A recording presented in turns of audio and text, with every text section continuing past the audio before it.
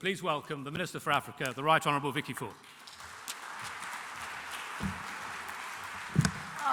Good morning, everyone. It's absolutely wonderful to be here. Thank you very much to the Invest Africa team for inviting me to come along to speak.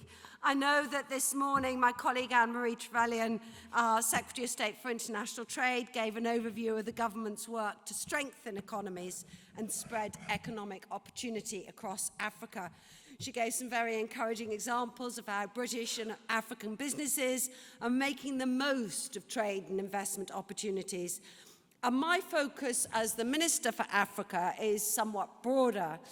It takes in 5 different priorities, all of which ultimately are supporting building a more resilient continent.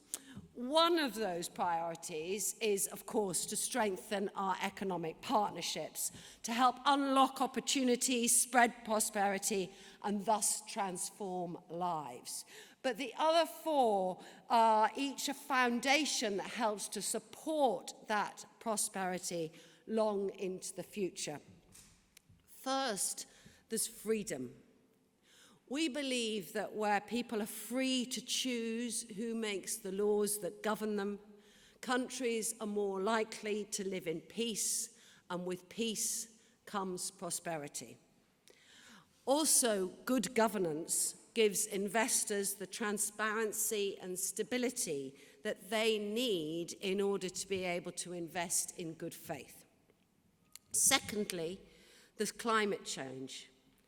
Climate change is the greatest ever threat to global prosperity, and many African nations are on the front line. So we are working to tackle climate change, protect nature, build more sustainable economies. And thirdly, because none of us can thrive when we're surrounded by insecurity, we work with countries to try to help counter direct threats to them, as well as to threats to the UK and to our interests. Our 4th priority is to educate, empower, and end violence against women and girls, because no economy will ever reach its full potential unless it deploys the talents of all of its people.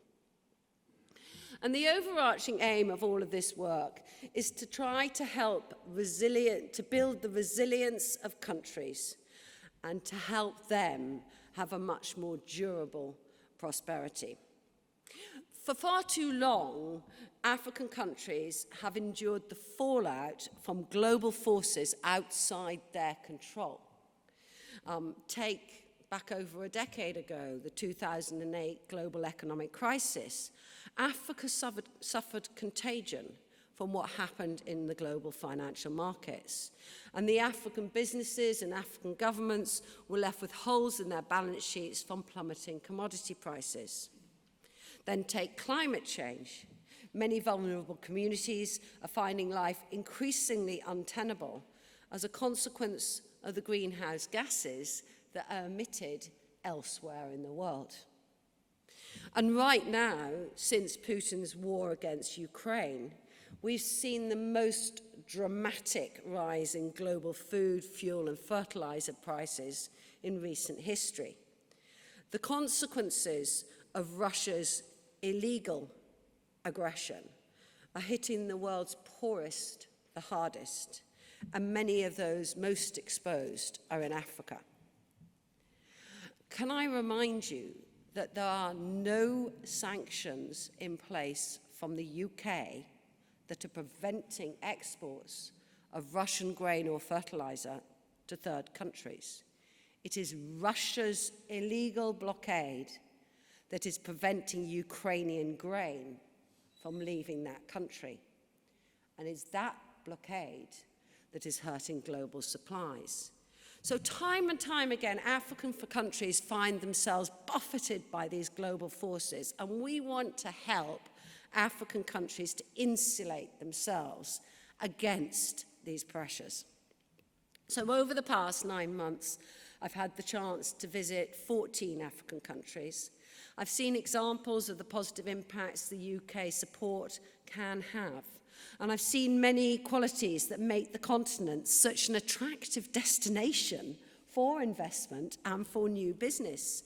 For example, during my trip to Kenya in January, I saw how our investment of £75 million through Trademark East Africa has eased trade by improving the capacity and efficiency of the Kenyan port authorities. Back 10 years ago, before this investment, it took 10 days on average for goods arriving at Mombasa port to then leave the port. That turnaround time is now just 3.5 days. More goods moving more quickly means that the costs of trade are dramatically reduced, helping trade from Kenya, but also helping those who are importing into this country. We're also working to support the creation of an African continental free trade area because trade integration is such a powerful tool to accelerate growth. We've trained over 190 African trade negotiators. We're working with the Secretariat to cut red tape on cross-border trade. And in March, when I met His Excellency Wamkamele here in London, we announced a package of assistance to get the agreement up and running.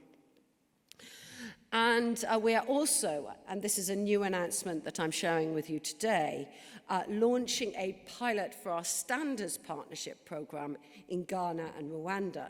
This programme will strengthen supply chains, reduce barriers to trade by helping both countries meet global standards and regulations. Then there's British International Investment, the UK's development finance institution. This continues to be a core part of our economic partnership, offering honest, reliable alternative to financing, to other forms of financing that may come with more strings attached. Under our G7 presidency, BII pledged to work with its G7 counterparts and multilateral development banks to ramp up the volume of investment into the African private sector with a collective target of a massive $80 billion by 2027. BII will target 30% of all new investments into green projects in developing countries over the next 5 years. This will make it one of the world's largest climate finance providers to African economies. So what have I seen?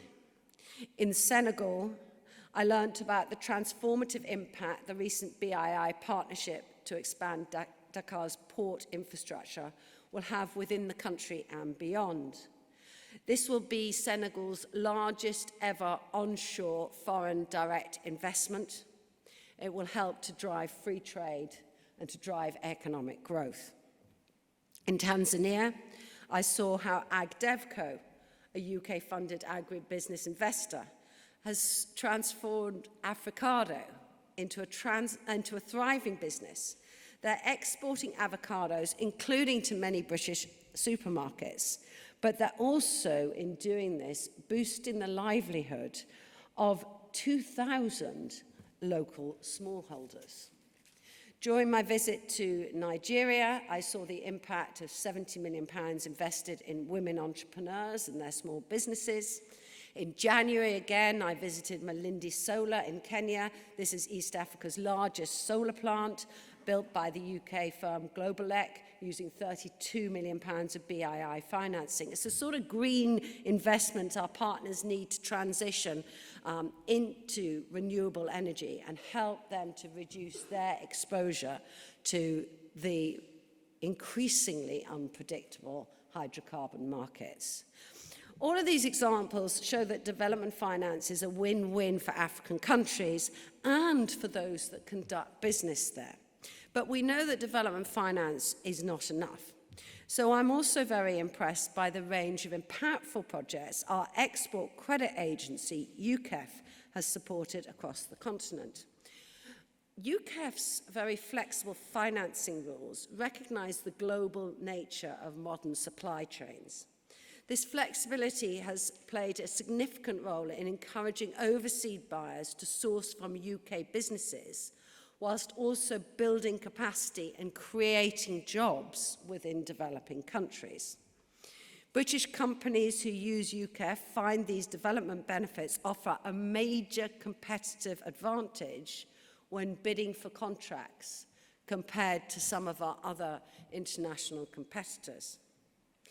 Back in January, I launched Growth Gateway. This is a new business support service to expand trade between the UK and Africa.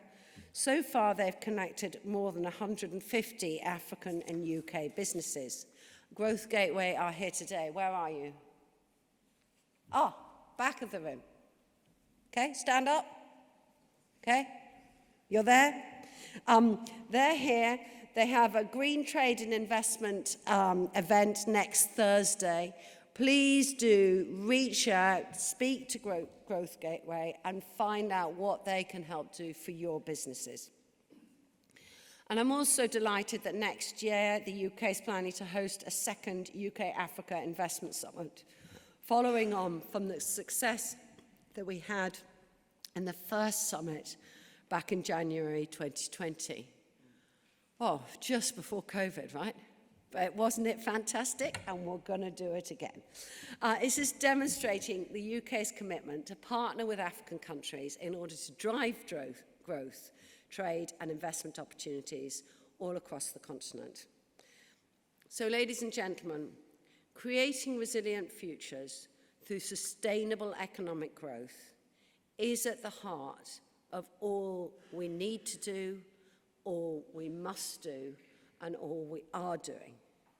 My pledge to you is that I will continue to do all I can to support a freer, safer, greener, and more prosperous Africa, helping to deliver opportunity for all. And the UK government stands ready to work with each one of you who shares that aim. Thank you very much.